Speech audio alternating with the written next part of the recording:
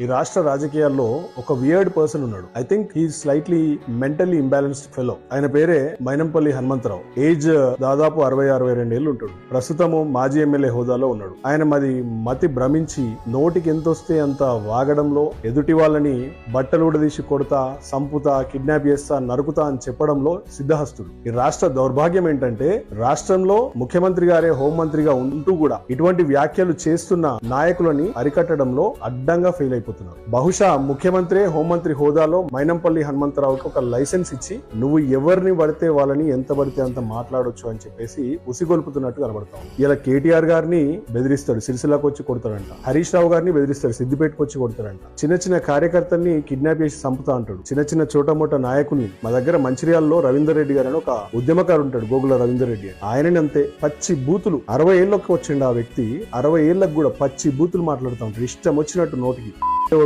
కొడుక సంపుతరా నిన్ను, మాదర్, ఇలాంటి బూతులు. అంటే నాకు ఒకటి అర్థం కాదు, రాష్ట్రంలో 4 కోట్ల జనాభా ఉంటే ఆయనకు నచ్చకపోతే 4 కోట్ల మందిని చంపుతాడా అండి? నాకు అర్థం కాదు. ఎవరు ఈయనకు లైసెన్స్ ఇచ్చిండ్రు కొట్టడానికి, గుడ్డలు ఊడదీసి తన్నడానికి? ఆ మాటలేంది? ఆయన దగ్గర ఉన్నటువంటి ఒక 20-30 మంది చెంచాగాలతో తిట్టిస్తా ఉంటాడు బూతులు. చెక్కగాడు అని అంటాడు. మీసాలు లేకపోతే ఏంది నాకు అర్థం కాదు. మీసాలు ఏందో, మీసాలు అనేది ఒక ఐడెంటిటీయా మొగతనానికి? ఏంది నాకు అర్థం కాదు. ఉత్తర భారతదేశంలో 90% పీపుల్ మస్టాచ్ పెంచుకోరు. ఏం రేసిజం అది? ఏం బాడీ షేమింగ్ అది? ఏ కల్చర్ లో ఉన్నావా? నాకు అర్థం కాదు. నువ్వు 2026 సంవత్సరంలో ఉన్నావా? రేపొద్దు 1980-70 అయిపోయినావు. తొడగొట్టడాలు, మీసాలు తిప్పడాలు. జెన్జీ ఉంది ఇప్పుడు తరం. నీ నోరు ఎట్లాగో గబ్బు నోరు అయిపోయింది.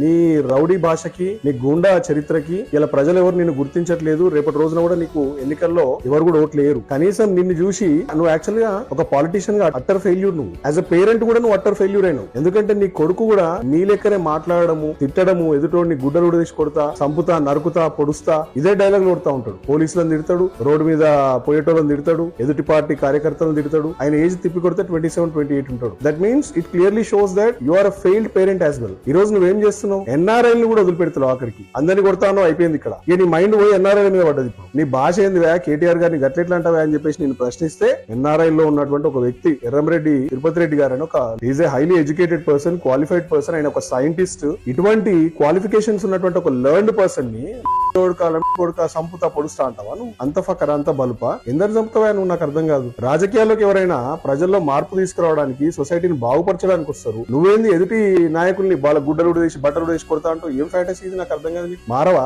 నువ్వు? ఈ పార్టీలో బీఆర్ఎస్ లో ఉన్నప్పుడు కేటీఆర్ గారు కాళ్ళు పట్టుకున్న ఫోటో ప్రధాన శీర్షికలో అందరికీ తెలుసు. నీకు రాజకీయ పునర్జన్మ భిక్ష పెట్టిందే కేసీఆర్ గారు కదా.